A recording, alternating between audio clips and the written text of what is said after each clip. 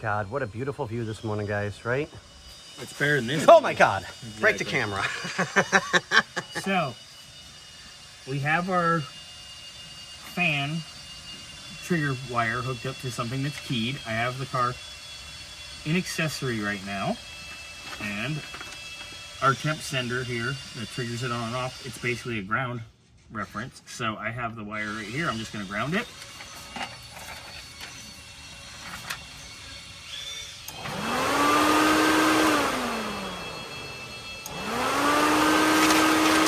We in business on the fan, boys and girls. Done. So there's a little more electrical done.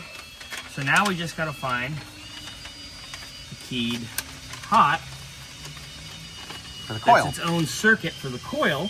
And what's funny is, I'll put that back. The coil wire, the factory coil wire, is hot all the time. Which is very, very strange. Yeah, because we didn't have that issue.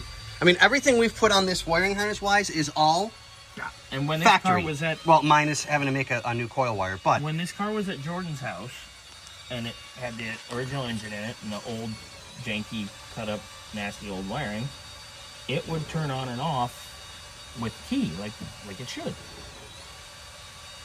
And that wire, I remember testing it, it was keyed. Yep. Now, for some reason, it's constant. So we get to find where it's janky. So we gotta just find a keyed for the coil, and then we will be set. Yep. Yay. So I guess, ladies and gentlemen, boys and girls, see you guys on the next one. Yeah. Mama's here to supervise.